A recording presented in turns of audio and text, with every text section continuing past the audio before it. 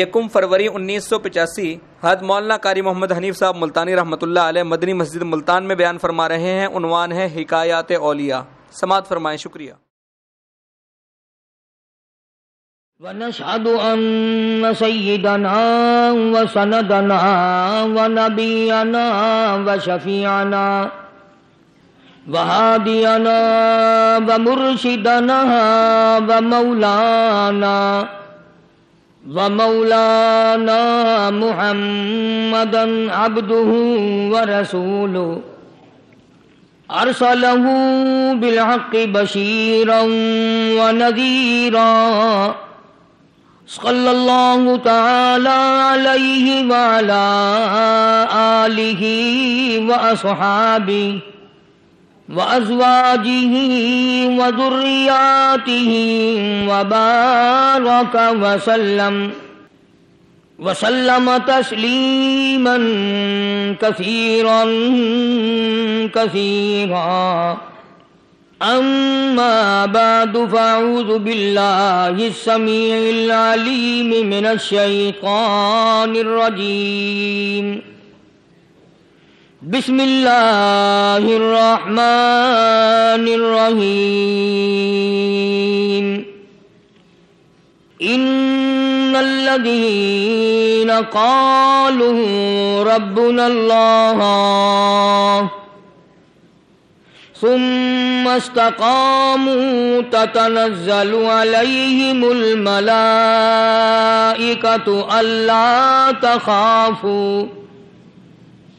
لا تخافوا ولا تحزنوا وأبشروا بالجنة التي كنتم توعدون نحن أولياؤكم في الحياة الدنيا وفي الآخرة ولكم فيها ما تشتهي أنفسكم ولكم فيها ما تدعون نزلا من غفور رحيم۔ صدق اللہ مولانا العلی العظیم وبلغنا رسولہ النبی الکریم ونحن علی ذلک لمن الشاہدین والشاکرین والحمد للہ رب العالمین۔ اللہم صل علی محمد وعلی آل محمد کما صلیت علی ابراہیم وعلی آل ابراہیم انک حمید مجید۔ اللہم بارک علی محمد وعلی آل محمد کما بارکت علی ابراہیم وعلی آل ابراہیم انک حمید مجید۔ اللہ کے نیک بندے، برگزیدہ بندے، اس کی تابع داری کرنے والے بندے، اس کی مرضیات پر چلنے والے بندے، دنیا کے حوادثات اور تھپیڑوں سے بچ کر اللہ اور اس کے رسول کریم صلی اللہ علیہ وسلم کا ہر وقت ذکر خیر کرنے والے بندے، اصل میں بندے یہی لوگ کہلانے کے حقدار ہیں۔ میری تیری غلطی ہے کہ ہم اپنے آپ کو بندہ سمجھتے ہیں۔ بندہ بننا بڑا مشکل ہے۔ صوبے سندھ سکھر کے علاقے میں حضرت مولانا تاج محمد صاحب امروٹی رحمۃ اللہ علیہ بہت بڑے بزرگ اور عالم گزرے ہیں۔ ان کے زمانے کا واقعہ ہے کہ ایک مسجد کا خادم تھا، مسجد کا جھاڑو دینے والا، صفیں بچھانے والا۔ اس زمانے میں بجلیاں کہاں تھی، مسجد میں پانی بھرنے والا، مسجد کی صفائی کرنے والا، مسجد کا خادم، جس کی آج ہمارے یہاں کوئی حقیقت نہیں، کوئی مقام نہیں۔ حالانکہ حدیث پاک میں آتا ہے کہ جس کو اللہ پاک اپنے دربار کا خادم بنا لے اسے اور کیا چاہیے۔ ایوان صدر کے جھاڑو دینے والے کو فخر ہے میں ایوان صدر کا خادم ہوں، گورنر ہاؤس کے جھاڑو دینے والے کو فخر ہے میں گورنر ہاؤس کا خادم ہوں، کمشنر کے خادم کو فخر ہے میں کمشنر کا خادم ہوں، اور یہاں کوئی فخر نہیں کہ میں اس احکم الحاکمین کے دربار کا ایلچی ہوں۔ ایسا آدمی جب اللہ کے دربار میں پیش ہوگا اور اللہ پاک پوچھے گا کہ تو دنیا میں کیا کیا کرتا تھا، جواب دے گا الہی اپنے دربار سے پوچھ۔ تو مسجد کا خادم تھا، نیک آدمی تھا، لوگوں کو اس کی حقیقت کا پتہ نہ تھا۔ اللہ والوں کی ایک یہ علامت بھی ہے، ایک یہ نشانی بھی ہے کہ وہ اپنے آپ کو چھپاتے ہیں، وہ لوگوں سے اپنے آپ کو مخفی رکھنا چاہتے ہیں۔ چنانچہ مسجد میں ایک خادم تھا، سکھر کے علاقے میں ایک مسافر آیا تو خادم نے اس کو روٹی بھی کھلائی، پانی بھی پلایا، خدمت بھی کی، اور عشاء کی نماز کے بعد اس مسافر کو کہنے لگا کہ میں تجھے مسجد میں نہیں رہنے دوں گا۔ اب وہ مسافر بڑا حیران کہ یار نیک آدمی معلوم ہوتا ہے، مجھے کھانا کھلایا، میری خدمت کی، اب یہ مجھے مسجد سے کیوں نکالتا ہے؟ اس نے کہا صاحب مسجد میں کسی کو سونے کی اجازت نہیں، میں مسجد میں نہیں رہنے دیتا کسی کو بھی۔ تو مسافر کہتا ہے کہ اس کے کہنے سے میں نکل تو گیا، دل میں میرے یہ کہ کوئی خاص بات ہے، ورنہ یہ آدمی نہ تو نفرت کرنے والا، نہ تکبر کرنے والا، نہ فخر کرنے والا ہے، کوئی بات۔ پہلے زمانے میں لوگ سوچا کرتے تھے، اب تو ایک منٹ میں کفر کا فتویٰ لگا دیتے ہیں۔ اب اگر آج کوئی اس نیت سے کہہ دے مسافر کو کہ بھئی یہاں چوری ہو جاتی ہے، لاؤڈ اسپیکر چوری ہو جاتے ہیں، گھنٹے چوری ہو جاتے ہیں، لہذا مسجد میں نہ سو، اور کوئی مسیت ہے تو پھر تھانہ ہویا کہ مسافر اس وقت تو نکل گیا اور دور جا کر کے عشاء کی نماز کے بعد پھر واپس آ گیا۔ تو مسجد کے خادم نے سارے دروازے بند کر لیے اور دروازہ بند سارے بند کر کے رات کو اللہ اللہ کرنے بیٹھ گیا۔ مسافر کہتا جب وہ کہتا تھا اللہ اللہ کہتا اتنی روشنی مسجد میں ہوتی تھی کہ مجھے کڑی اور شتیر نظر آتے تھے، ساری رات وہ نہ سویا۔ یہ جو جھنڈے لگا کے بیٹھے ہیں انہیں کون ولی کہتا ہے؟ ولی کو جھنڈا لگانے کی ضرورت کیا پڑی ہے؟ صبح ہوئی، اذان سے کچھ دیر پہلے اس مسجد کے خادم نے دروازے کھولے، لوگ آ گئے۔ اب اس مسافر نے تو حال دیکھ لیا تھا، صبح کی نماز کے بعد کہنے لگا حضرت جی آپ نے چھپانے کی تو بڑی کوشش کی پر میں نے پھر بھی دیکھ لیا، میں نے پھر بھی دیکھ لیا، میرے لیے دعا فرماؤ، میرے لیے کوئی دعا فرماؤ۔ چنانچہ اس اللہ والے نے، اس مسجد کے خادم نے، اس ولی نے اس کے لیے دعا کیا کی؟ اللہ تعالیٰ تجھے انسان بنائے، اللہ پاک تجھے آدمی بنائے۔ اب وہ مسافر کہتا ہے کہ کمال ہو گیا، نہ میری دکان کے لیے دعا کی، نہ میرے مکان کے لیے دعا کی، نہ میرے دولت مند ہونے کی دعا کی، نہ میرے جنت میں جانے کی دعا کی، نہ میرے قبر سے عذاب سے بچنے کی دعا کی۔ یہ بھی کوئی دعا کہ اللہ تجھے بندہ بنائے، اب کون سا میں گدھا ہوں؟ یہ بھی کوئی میرے مطلب کی دعا کی ہے؟ وہ اللہ والا سمجھ گیا کہ اس نے میری دعا کی قدر نہیں سمجھی۔ مسجد میں بیٹھے تھے، پاس بازار تھا، اس اللہ والے نے اپنی ٹوپی اتار کر اس مسافر کے سر پہ رکھ دی اور کہا ذرا بازار میں جھانک مار جاتی پائی ہو، ذرا جھانکیو بازار میں۔ جب اس نے نظر ڈالی تو لوگ چل رہے ہیں، کوئی گدھے کی شکل، کوئی کتے کی، کوئی خنزیر کی، کوئی بھیڑیے کی، کوئی چتے کی، کوئی لومڑی کی، کوئی گدڑ کی شکل ہے۔ اچھا وہ مسافر بھی سیانا تھا، اس کو خیال آیا کہ میں اپنے آپ کو تو دیکھوں تو گدڑ نظر آیا۔ پھر اس اللہ والے کی دعا کی قدر ہوئی۔ تو اس پر یہ میں نے ذکر کر دی بات، ایک حکایت اللہ والے کی کہ ہم کوئی بندے ہیں۔ اب آپ لوگوں میں سے شانے آدمی یہ کہتے ہوں گے کہ جی تو نے تو بات بنا دی ممبر پہ بیٹھ کے، آدمی نہیں تو اور ہم کیا ہیں؟ آؤ ذرا قرآن کریم سے پوچھیں۔ فرمایا لہم قلوب لا یفقہون بہا، اللہ پاک جل شانہ فرماتے ہیں جس کا دل قرآن کریم سمجھنے کا عادی نہیں، لہم قلوب لا یفقہون بہا، جس کا دل قرآن سمجھنے کے لیے تیار نہیں، وَلَهُمْ أَعْيُنٌ لَا يُبْصِرُونَ بِهَا، جس کا کان اللہ کا قرآن سننے کے لیے تیار نہیں، ام لہم آذان لا یسمعون بہا ام لہم آذان یسمعون بہا، جس کا کان خدا کا قرآن سننے کو تیار نہیں۔ خدائی فیصلہ سنو، اللہ کے قرآن کا فیصلہ سنو، اللہ کے کلام کا فیصلہ سنو۔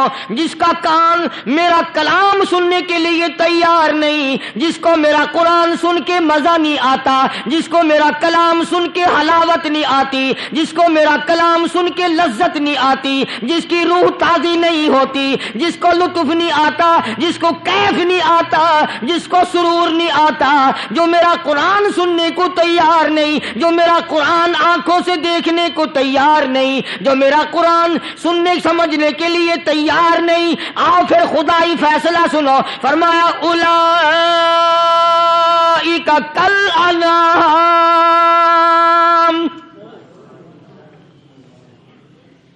میرا فیصلہ نہیں، کسی پارٹی کا فیصلہ نہیں، کسی فرقے کا نہیں، کسی طبقے کا نہیں، کسی جماعت کا نہیں۔ فرمایا اولئک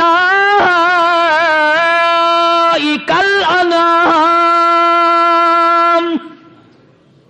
پیدا کرنے والا مالک و خالق کہتا ہے مجھے اپنی کبریائی کی قسم یہ سارے جانور ہیں، یہ سارے کے سارے جانور ہیں، یہ درندے ہیں جو ایک دوسرے کو چیر پاڑ کر کھاتے ہیں، یہ درندے ہیں جو ایک دوسرے کا خون پیتے ہیں۔ فرمایا بل ہم اضل، جانوروں سے بھی بدتر۔ جس کے دل میں قرآن سن کر ترس نہیں، جس دل میں رحم نہیں، اپنے سے کمزور دیکھ کر جس کے دل میں شفقت نہیں، مہربانی کا مادہ نہیں، فرمایا وہ کوئی بندہ ہے، وہ تو جانور ہے۔ اور خدا غضب میں آ گیا، فرمایا بل ہم اضل، اس سے بھی بدتر۔ اللہ والے جو ہیں وہ ان خصلتوں کو دور کراتے ہیں، اور وہ آدمی کے مزاج اور دل میں سے ایسی چیزیں نکالتے ہیں جو اس کی بربادی کا ذریعہ بنتا ہے۔ دل کی بیماریوں کا کسی کو فکر نہیں، بخار ہو جائے، آپ چڑھ جائے، آپ کو پتہ چل جاتا ہے، نزلہ ہو جائے آپ کو پتہ چل جاتا ہے، کھانسی ہو جائے پتہ چل جاتا ہے، دل کی بیماریوں کا کیا پتہ چلے؟ صحابہ اکرام رضوان اللہ تعالی علیہ مجمعین کی جماعت کے اللہ پاک کے محبوب حضرت محمد الرسول اللہ صلی اللہ تعالی علیہ وسلم نے دلوں کی صفائی کی۔ پہلے لوگ جھونپڑیوں میں کچے کوٹھوں میں رہتے تھے، نہ اتنی صفائی تھی نہ اتنی ترقی تھی۔ آج برتنوں کی صفائی دیکھو، کپڑوں کی صفائی دیکھو، مکان کی صفائی دیکھو، رات دن بس اسی دھندے میں لگے ہوئے، سارا دن برتن دھونے سے فرصت نہیں، سارا دن کپڑوں کے بناؤ اور سوار میں فرصت نہیں۔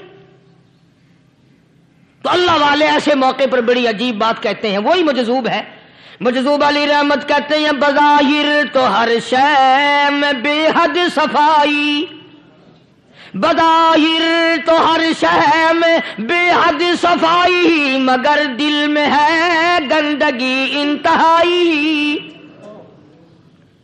بظاہر تو ہر شے میں چہرے کی صفائی، بدن کی صفائی، نہ جانے کتنی قسم کا صابن ہے، نہ جانے کتنی قسم کے پاؤڈر ہیں، نہ جانے کتنی قسم کے شیمپو ہیں، نہ جانے کتنی قسم کے کپڑے ہیں، کیا چال ڈھال ہے، کیا نئے نئے ڈیزائن ہے۔ مجذوب کہتا سب کچھ دیکھ لیا، بظاہر تو ہر شے میں بے حد صفائی، مگر دل میں ہے گندگی انتہائی۔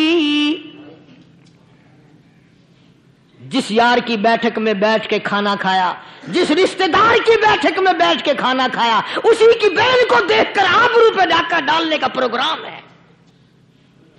جس دوست کے گھر میں بیٹھ کے کھانا کھایا، اسی دوست کی بیوی کی عزت لوٹنے کا پروگرام ہے۔ پرانے زمانے میں اب بھی دلی جیسے شہر میں اگر دعوت کی جاتی ہے تو وہاں ایک تشتری میں نمک آتا ہے سب سے پہلے۔ عرب میں بھی دستور تھا، پرانے زمانے میں اگر کوئی دعوت کرتا، کوئی تقریب کرتا، سب سے پہلے نمک آتا تھا۔ ایک ایک انگلی ہر شخص نمک چاٹتا تھا۔ کیا مطلب؟ جس نے نمک چاٹ لیا اب وہ نمک حرامی نہیں بنے گا۔ اس گھر میں چوری کرنا، اس گھر کی آبرو کا غلط تصور لانا، اس گھر کے مال میں خیانت کرنا وہ حرام سمجھتا تھا جس گھر کا میں نے نمک چکھ لیا۔ اور مسلمانوں کی بات نہیں، ہندوؤں کی بھی یہ باتیں تھی۔ مولانا محمد علی صاحب جلندری سب قید رحمت اللہ علیہ فرمایا کرتے تھے کہ ایک سکھ تھا بہت بڑا ڈاکو، مسلمان اور ہندو مل کر اس کو ساتھ ملا کر کے لے گئے کہ یہاں اس گاؤں میں اس پنڈ میں ڈاکہ ڈالے۔ سفر کر کے گئے، تکلیف اٹھا کے گئے۔ اس سکھ ڈاکو نے پوچھ لیا کہ یہ کون سا گاؤں ہے کہ یہ فلانا ہے۔ اچھا سارے کے سارے یہ تلاش کرو، یہ سوچ بچار کرو، اپنے پنڈ کی، اپنے علاقے کی، کسی مسلمان کی، کسی ہندو کی، کسی سکھ کی، کسی چوڑے چمار کی اس گاؤں میں لڑکی تو نہیں؟ ہمارے یہاں سے کوئی لڑکی تو شادی ہو کے یہاں نہیں آئی ہوئی؟ ان ساروں میں سے کہنے لگا کہ ہمارے بھنگی کی لڑکی جمعدار کی یہاں آئی ہوئی ہے۔ کہنے لگا واپس چلو، بیٹی بیٹی ہے، چاہے بھنگی کی ہو یا نواب کی ہو۔ ارے کل بیٹی کا ڈولا دیا تھا، آج ڈاکہ ڈالیں گے، شرم نہیں آئے گی؟ آج وہ تصور کہاں چلے گئے؟ اور ہم سب روتے پھرتے ہیں، سکون نہیں، سکون نہیں، اطمینان نہیں۔ ارے اطمینان آئے گا کیسے؟ ہمارے دل بے ایمان ہے، نیتیں خراب ہے، آئے گا کہاں سے؟ صحابہ کرام رضوان اللہ تعالی علیہ مجمعین کی جماعت نے اس قدر اس بات پہ محنت کی اور کوشش کی کہ غلط لقمہ بھی پیٹ کے اندر نہ چلا جائے۔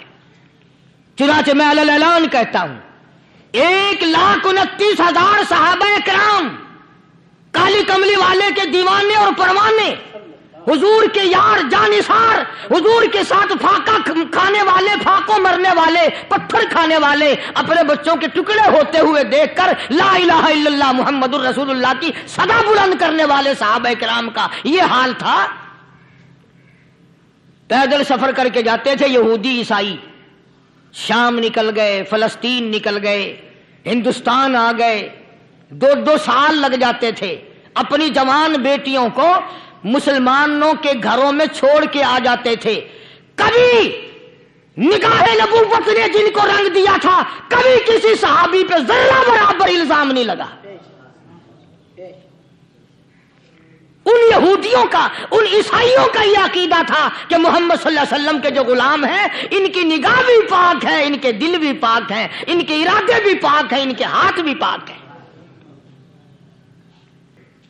مصر کے گورنر نے، مصر کے جنرل کرنل نے خط لکھا سیدنا فاروق اعظم رضی اللہ تعالی عنہ کی خدمت میں، دور خلافت ہے حضرت فاروق اعظم کا۔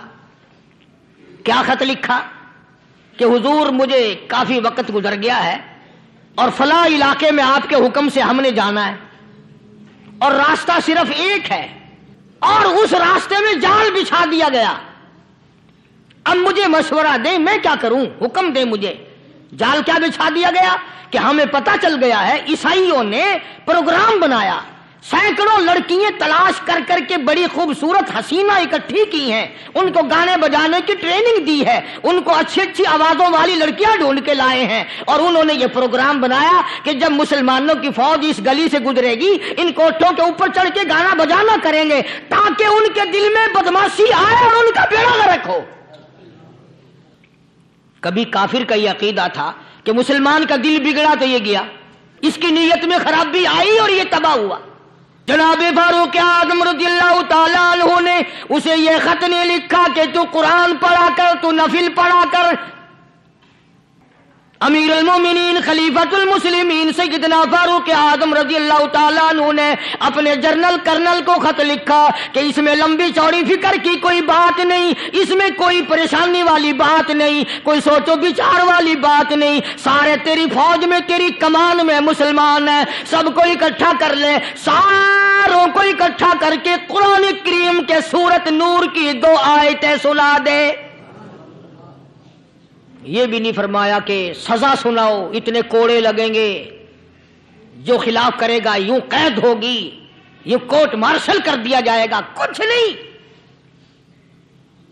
جناب فاروق اعظم رضی اللہ تعالیٰ عنہ کی رائے دیکھو، ان کے خیال میں قرآن کریم میں اتنی بڑی طاقت ہے، اتنی بڑی عظمت ہے، اتنی بڑی کرامت ہے، کلام الہی میں اتنا بڑا شرف ہے۔ اعلان کر دیا، فرمایا اپنے کرنل کو، سارے ساری فوج کو لشکر کو اکٹھا کر کے قرآن کریم کی فلاں فلاں آیت سنا دے اور اس کے بعد بے دھڑک فوج کو لشکر کو اسی راستے سے گزار کے لے جا، بے دھڑک لے جا۔ ہائے کبھی قرآن کی 2 آیتوں سے کام بن جاتا تھا، اب سارے قرآن سے میرا تیرا کام نہیں بنتا۔ قصور قرآن کا نہیں ہے، یہ میرا تیرا ہے۔ یہ تو اتنی وفادار کلام ہے، اتنی پاک کلام ہے، خدا کی قسم ہزاروں رجسٹروں کے گتے، ہزاروں چائے کے ڈبے، ہزاروں مٹھائی کے ڈبے، لاکھوں کروڑوں دوائیوں کے ڈبے گندے نالوں پہ، کوڑیوں پہ، روڑیوں پہ پڑے ہیں، اور جس گتے نے قرآن کے ساتھ یاری لگا لی، خدا کی قسم کوئی آدمی بغیر وضو اس گتے کو بھی ہاتھ نہیں لگا سکتا۔ ہزاروں نہیں لاکھوں کپڑے مارکیٹ میں پڑے، پر جس کپڑے نے قرآن سے یاری لگا لی، جو کپڑا جسدان بن کر قرآن پہ چڑھ گیا، لوگ اس کو بھی چومتے ہیں اور چومنا چاہیے۔ یارو کپڑے نے قرآن سے یاری لگائی تو کپڑا عظمت والا بن گیا، گتے نے یاری لگا لی تو گتا بن گیا۔ ہزاروں قسم کے کاغذات روزانہ ذلیل ہوتے پھرتے ہیں، جس کاغذ پہ قرآن لکھا گیا وہ عظمت پا گیا، جس سیاہی سے قرآن لکھا گیا وہ سیاہی عظمت والی بن گئی۔ ارے اگر مسلمان قرآن کو اپنے اندر پیدا کر لے، اس کی عظمت کو بسا لے، اس کو اپنا لاہ عمل بنا لے، اس کو اپنے سر پہ رکھ لے، تو کیا یہ بندہ قرآن کے ساتھ وفاداری کرے تو قرآن کیا خیال ہے قرآن بے وفائی کر دے گا؟ یقین نہیں، یقین اصل بات اعتقاد کی ہے۔ یقین کا تو یہ عالم بنا ہوا ہے کہ اگر کوئی چوری کا معاملہ ہو جائے اور کسی پر شبہ ہو، اگر اسے کہو کہ قرآن اٹھا دے تو دیر نہیں لگائے گا، اور اگر کہے کہ فلانی خانگاہ کا کنڈا مار دے کہ یہ کام میں نہیں کرتا۔ خانگاہ کے کنڈے پہ ایمان ہے، قرآن پہ ایمان نہیں۔ اس پر یقین ہے کہ پیر اندھا کر دے گا، اور یہاں یقین نہیں کہ جس خدا نے پیدا کیا اگر میں نے جھوٹا قرآن اٹھایا تو وہ برباد کر دے گا۔ عجیب عجیب لوگ ہیں۔ چنانچہ مصر کے کرنل نے، مصر کے جرنل نے ساری فوج کو اکٹھا کر لیا۔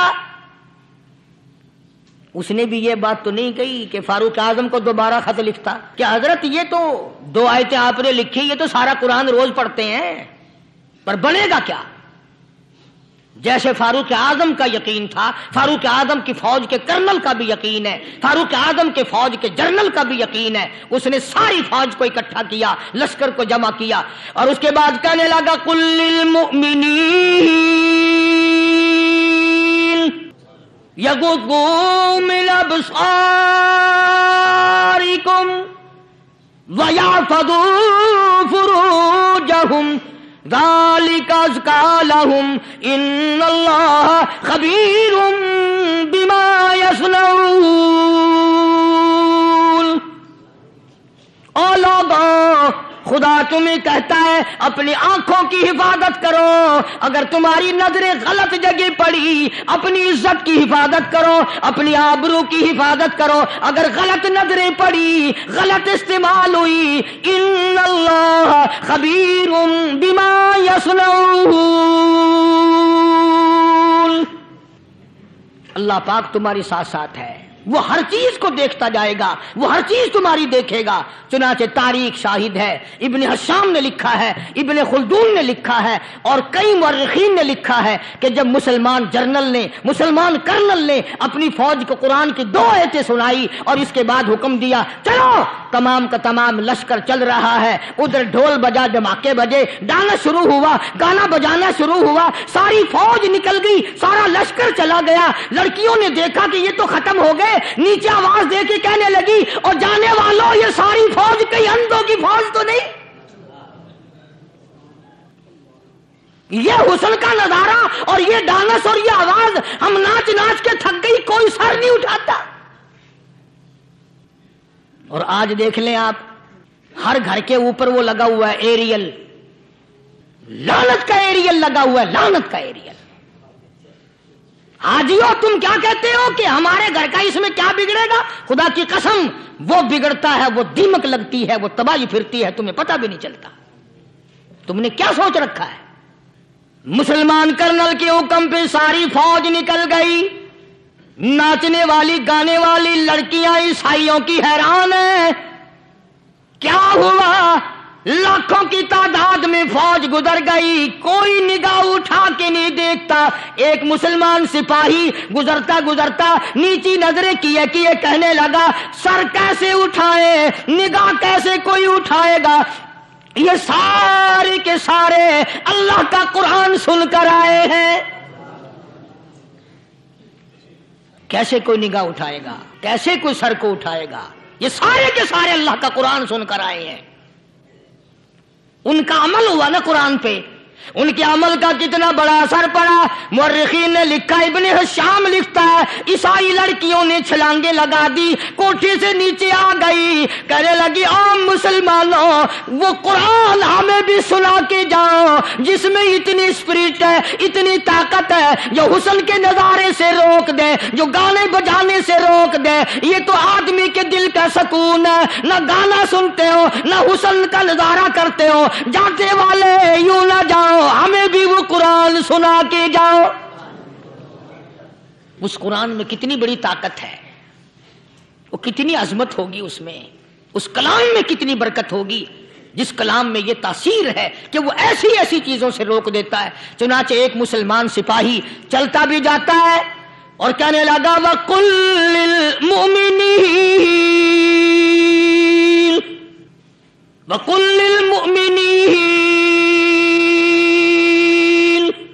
قرآن کی آیت پڑھ کے سنائی، سینکڑوں نہیں بے شمار لڑکیاں ایک مسلمان کی زبان سے اللہ کا قرآن سن کے کہنے لگی اور جانے والوں چھوڑ کے نہ جاؤ، ہمیں بھی کلمہ پڑھاؤ۔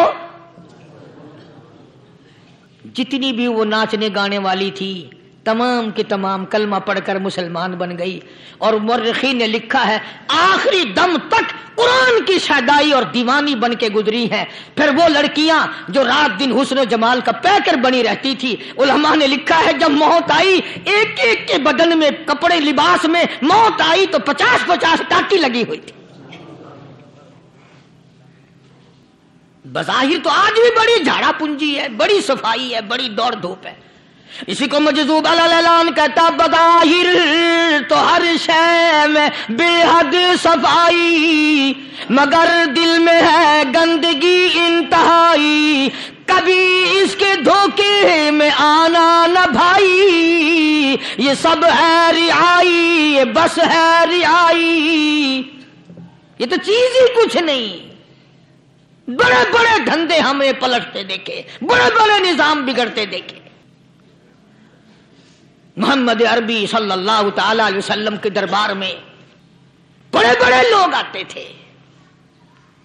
اللہ غنی، نگاہ نبوت نے جس کو رنگ دیا سبحان اللہ، پھر قیمت بن گیا، وہ اسلام کی دولت سے پیچھے نہ ہٹا۔ کوئی پیچھا پھر کے دیکھا ہی نہیں کہ ہم کیا کر رہے ہیں۔ ایک لذت تھی، ایک کیف تھا، ایک سرور تھا صحابہ کرام کو۔ کہاں سے وہ چیز ہم لائیں، کیسے ہم میں وہ چیز پیدا ہوگی؟ جنگ بدر ہوا، بڑی بہترین بات ہے، توجہ لکھ کے لے جاؤ، انشاءاللہ قبروں میں دعائیں دو گے۔ جنگ بدر ہوا، 70 سے زیادہ کافر پکڑے گئے، مدینے میں پکڑ کے قیدی بنا کر کے لائے گئے۔ تنگ دستی کا زمانہ ہے، 1 سال نہیں ہوا مسلمان اجڑ کے آئے تھے، مار کھا کے آئے، پریشان ہو کر آئے، دن دولت چھوڑ کر لٹا کر آئے، ان کے پلے کیا تھا؟ شام کا وقت ہوا، مدنی کریم صلی اللہ تعالی علیہ وسلم نے مسجد کے دروازے میں کھڑے ہو کر اعلان فرما دیا کون ہے، کون ہے جو میرے مہمانوں کو کھانا کھلائے؟ اور وہ مہمان کوئی شہنشاہ نہیں تھے، ہیں بھی کافر، ہیں بھی اسلام کے دشمن، آئے بھی صحابہ کرام کو مارنے، میدان جنگ سے پکڑ کے لائے گئے، جنگی قیدی ہیں۔ اس نبی کی طرف کبھی منہ کیا کر جس نبی کا تو غلام ہے، امتی بنا پھرتا ہے۔ فرمایا کون ہے جو میرے مہمانوں کو کھانا کھلائے؟ صحابہ کرام میں سے کسی نے 2 پکڑ لیے، کسی نے 1 کو ساتھ لے لیا۔ ایک نادار سا غریب سا صحابی ہے، اس نے ساتھ لے لیا ایک مہمان اور گھر لے کے گیا۔ بیوی کو کہنے لگا کہ کھانا کتنا ہے؟ کہ بس 1 آدمی جوگا ہے، 1 آدمی کی کافی ہوگا۔ کان میں کہنے لگا اپنی بیوی کے، دستور تھا عرب کا، مہمان اور میزبان اکٹھے کھایا کرتے تھے، اپنی گھر والی کے کان میں کہنے لگا کہ اس کے آگے کھانا رکھ دیں گے مہمان کے، جب یہ کھانا شروع کر دے گا کسی بہانے سے دیوا بجھا دیو، میں یوں ہی منہ کو خالی ہلاتا رہوں گا، یہ کھانا کھا لے گا، پیٹ بھر جائے گا اس کا۔ چنانچہ کھانا آگے رکھ دیا، جو کچھ بھی تھا، اس نے کھانا شروع کیا کہ جی آپ بھی کھائیں، کہ ہاں ہاں میں بھی کھا رہا ہوں۔ بس یوں ہی کھانے میں بھی ہاتھ لگائے، منہ کو بھی ہاتھ لگائے اور منہ کو چلائے بھی برابر، بیوی نے چراغ بجھا دیا۔ یہ عمل تو صحابی کر رہا اپنے گھر میں، ادھر قرآن کریم نازل ہو گیا محمد کریم صلی اللہ علیہ وسلم کی ذات پہ، فرمایا وَيُؤْثِرُونَ عَلَىٰ أَنفُسِهِمْ وَلَوْ كَانَ بِهِمْ خَصَاصَةٌ وَمَن يُوقَ شُحَّ نَفْسِهِ فَأُولَٰئِكَ هُمُ الْمُفْلِحُونَ۔ اور میرے محبوب مبارک ہو، تیری امت میں ایسے لوگ بھی ہیں جو اپنا منہ خالی ہلا رہا ہے، بیوی بھوکی بیٹھی ہے، چراغ بجھائے بیٹھی ہے اور اپنے ہاتھ کو خالی چلا رہا ہے، اور میرے بندے کا پیٹ بھر رہا ہے۔ اور میرے محبوب مجھے اپنی عظمت کی قسم، میں تیری ان دیوانوں پہ جنت واجب کر چکا۔ اب حضور صلی اللہ علیہ وسلم نے تو ان کو نہیں سکھایا تھا کہ تو جا کے ایسا کرنا، قدرتی مزاج ایسا بنا دیا تھا۔ ایک اور موقع آیا مدینے پاک میں، جنگی قیدی اور جگہ سے اسی طرح سے آئے،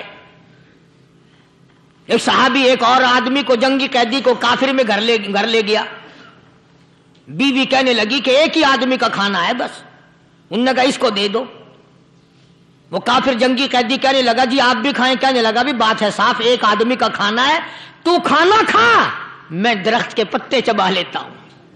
وہ کہنے لگا میں کھاؤں گا پتے، انہوں نے کہا تو رئیس آدمی ہے مکے کا، میں پرانا غریب ہوں، مجھے پتے چبانے کی عادت ہے، تیرے پیٹ میں درد نہ ہو جائے، میں عادی ہوں پتے چبانے کا۔ اس نے پتے چبا لیے۔ کافر مسافر اور مہمان جو تھا جنگی قیدی، اس کو کھانا کھلا دیا۔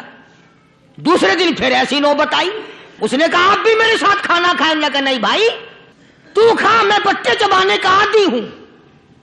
2 دن تو اس کافر نے کھانا کھا لیا، اور جب تیسرے دن اس کے آگے کھانا آیا، انہوں نے کہا بھائی تو ہی کھا، بس اتنا ہی کھانا ہے، میں تو میاں بیوی ہم تو پتے چبا لیں گے۔ اور کہنے لگا مدینے والوں تم خود پتے چباتے ہو، دشمنوں کو کھانا کھلاتے ہو، آج میری بھی ایک شرط ہے، پہلے کلمہ پڑھا پھر کھانا کھلا۔ آج میری بھی ایک شرط ہے۔ 2 دن کے عمل نے کفر کو مٹا دیا، اسلام چمک گیا۔ 2 دن کے عمل نے، میرا تیرا 60 سال کا عمل ہے، کبھی کسی کافر کو مسلمان بنایا؟ الٹے ہی کام، ہر غلط، ہر معاملہ الٹا ہی ہے۔ ہر آدمی بیزار ہوتا ہے، یار دین تو کچھ نہیں، یار اسلام کچھ نہیں، یارو ایمان کچھ نہیں۔ اسی کو قرآن کریم نے للکار کے آواز دے کے فرما دیا لوگوں ایسی گڑبڑ نہ کرو ورنہ میں وہ خدا ہوں۔ فَأَخَذَتْكُمُ الصَّاعِقَةُ وَأَنْتُمْ تَنْظُرُونَ۔ جبریل امین نے ایک چیخ ماری، ساری قوم کے جگر پھٹ گئے۔ میں وہ خدا ہوں، لا ترکضوا وارجعوا الى ما اترفتم فيه ومساكنكم لعلكم تسألون۔ لوگ مکان چھوڑ کے بھاگتے ہیں، ماحول چھوڑ کر بھاگتے ہیں، معاشرہ چھوڑ کر کے بھاگتے ہیں۔ خدا کہتا آؤ جن مکانوں پہ تمہیں ناز تھا وہ یہ کھڑے بھاگ کر رہے۔ اسی کو قرآن کریم کہتا ہے ان الذین قالوا ربنا اللہ ثم استقاموا، وہ آدمی جس نے لا الہ الا اللہ محمد الرسول اللہ صلی اللہ علیہ وسلم پڑھا، اللہ کی توحید کا اقرار کر لیا، او میرے مالک تیرے سوا میرا کوئی مشکل کشا نہیں، حاجت روا نہیں، میرے دل کے بھید کو جاننے والا نہیں، میری بگڑی بنانے والا کوئی نہیں، اجڑوں کو بسانے والا کوئی نہیں، کھیتی کو آباد کرنے والا کوئی نہیں، ایک دانے سے سینکڑوں دانے بنانے والا تیرے سوا کوئی نہیں۔ کھیتوں میں جاؤ، کبھی یہ تو سوچو کہ دنیا میں حکومتوں نے کتنے مل لگا رکھے ہیں، چینی کے، شکر کے کتنے مل ہیں، کتنے ڈیپو ہیں، پھر بھی قلت ہو جاتی ہے۔ اور یہ اللہ میاں نے کتنا میٹھا کیلے میں، سنترے میں، مالٹے میں، انگور میں، سیب میں، کبھی یہ بھی سنا کہ اللہ میاں کا شوگر مل فلاں علاقے میں لگا ہوا ہے؟ کبھی یہ تو دیکھو کہ یہ قدرت کاملہ کے سوا اور کون پیدا کر رہا ہے؟ فرمایا جس نے اللہ کی توحید کا اقرار کر لیا، محمد عربی صلی اللہ علیہ وسلم کی ختم نبوت کا اقرار کر لیا، خدا کے بعد خدا کوئی نہیں، مصطفیٰ کے بعد نبی کوئی نہیں، پھر قرآن نے شرط لگائی ثم استقاموا، پھر اس پر جمع رہے، ڈٹا رہے، یوں نہیں کہ کبھی ادھر لڑک گیا کبھی ادھر لڑک گیا۔ لوگ تو بدل جاتے ہیں، لوگوں کا کیا ہے؟ پچھلے سال کی بات ہے، یہیں مغرب کی نماز کے بعد گرمی کے موسم میں یہاں بیٹھا ہوا تھا باہر، آگے شہر کے وہ آدمی، وہ کہنے لگے جی ایک کام آئے ہیں۔ میں نے کہا کیا؟ کہ 25,000 روپے چوری ہو گیا ہمارا، بتاؤ ہمیں۔ میں نے کہا بھی مجھے کیا پتا؟ انہوں نے کہا نہیں سارا شہر کہتا ہے کہ قاری نہیں بتا دیتا ہے۔ میں نے کہا اچھا یہ یوں نہیں جانے کا۔ میں نے کہا پھر آدھے لوں گا، 25,000 گم ہوئے ہیں نا، 12.5 میرے 12.5 تمہارے۔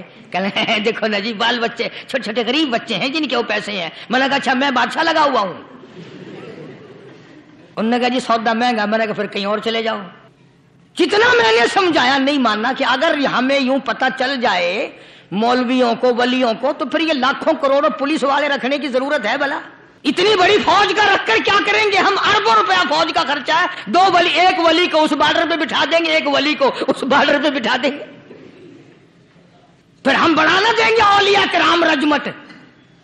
ذہنیت مری گئی، سمجھ نہیں پاتے، دین کے قریب نہیں آتے لوگ، سمجھتے نہیں۔ فرمایا ثم استقاموا تتنزل علیہم الملائکۃ الا تخافوا ولا تحزنوا وابشروا بالجنہ التی کنتم توعدون۔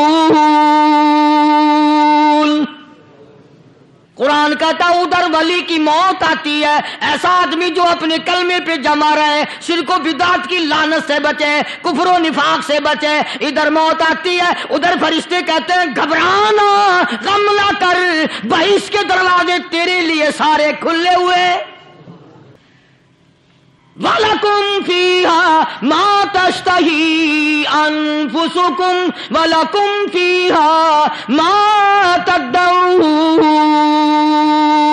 فرمایا ہم تمہاری ہر اس تمنا کو پورا کریں گے، ہر اس آرزو کو پورا کریں گے، جو مانگو گے وہی ملے گا، جو کہو گے وہی دیا جائے گا۔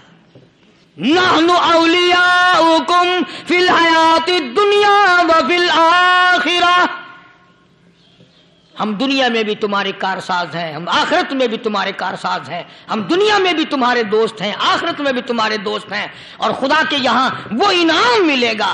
اللہ غنی، رائی کے دانے کے برابر نیکی کی ہوگی، جب پہاڑوں کے برابر ثواب ملے گا تو آدمی حیران ہوگا، یا اللہ تیرے جیسا بینک تو کسی کا بھی نہیں۔ رائی کا دانہ لے کر پہاڑ واپس کر دیا، مالک نے نجات کا ذریعہ بنا دیا۔ فرمایا نزلا من غفور رحیم، یہ مہمانی ہے پروردگار عالم کی طرف سے۔ قرآن اعلان کر کر کے کتاب بالاسحار ہم یستغفرون۔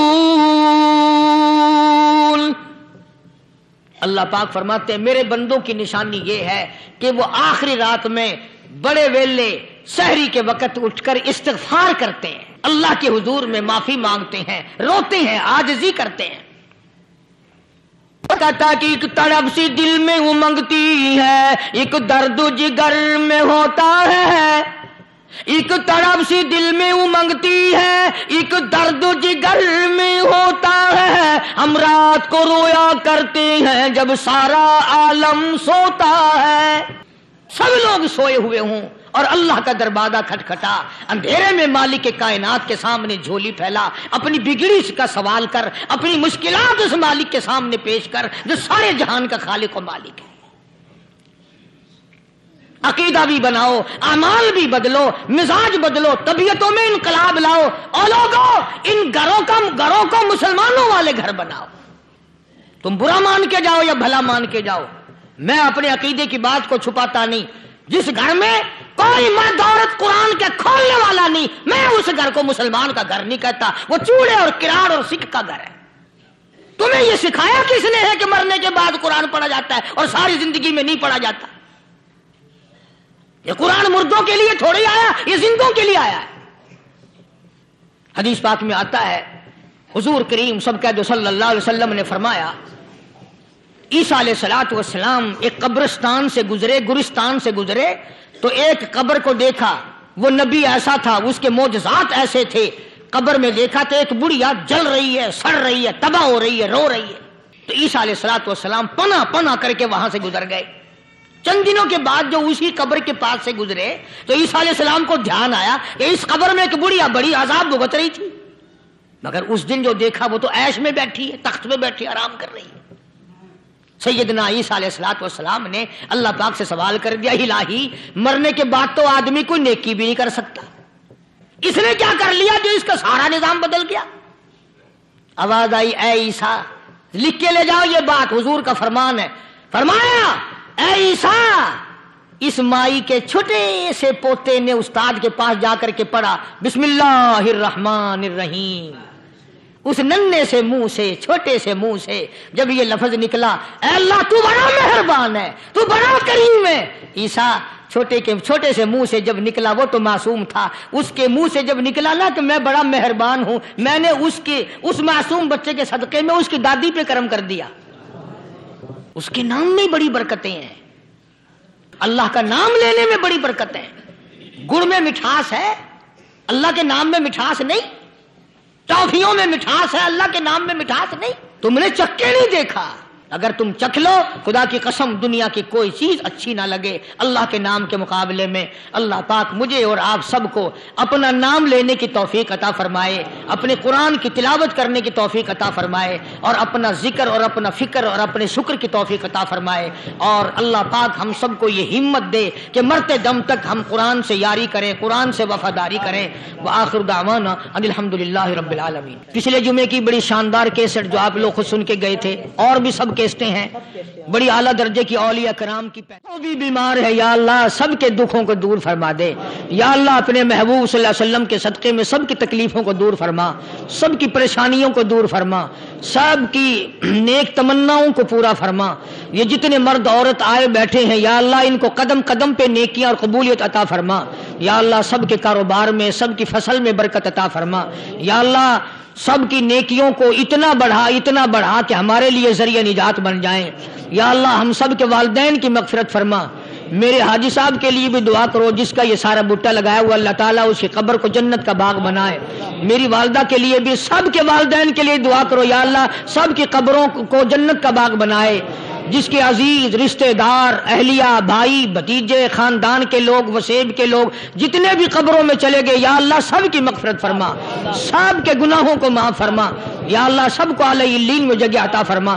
یا اللہ اس مسجد کے، مدرسے کے جتنے لوگ خدمت گزار ہیں، مال و جان میں برکت عطا فرما، یا اللہ ان کو اتنا دے کہ ان کے گھر بھر دے۔ ہاں کوئی ساتھی بتلا رہے ہیں کہ کوکا کولا کا کوئی ساتھی ہے، جہاں بھی ہے اللہ تبارک و تعالیٰ سے کاملہ عطا فرمائے۔ یا اللہ ان سب کو حج بیت اللہ نصیب فرما، سب کو روزے رسول اللہ صلی اللہ علیہ وسلم کی زیارت نصیب فرما، بے اولاد کو اولاد عطا فرما۔ یا اللہ ہم سب کی اولاد کو نیک، صالح اور نمازی بنا، یا اللہ سب کی اولاد کو ہدایت عطا فرما۔ یا اللہ ہم سب کے گھروں کو نماز اور قرآن سے آباد فرما، مرتے وقت کلمے اور ایمان والی دولت عطا فرما۔ یا اللہ ہم سب کی عزت، آبرو، جان، مال اپنی امان اور اپنی حفاظت میں رکھ۔ یا اللہ ساری امت کی مغفرت فرما، سارے پاکستان پہ کرم اور فضل فرما، ساری مخلوق کے ساتھ یا اللہ رحم کا معاملہ فرما۔ یا اللہ ہماری دعاؤں کو نہ دیکھ، ہمارے اعمال کو نہ دیکھ، اپنے محبوب صلی اللہ علیہ وسلم کے صدقے میں تمام دعاؤں کو قبول فرما۔ صلی اللہ علی حبیبہ محمد وعلی آلہ واصحابہ اجمعین برحمتک یا ارحم الراحمین۔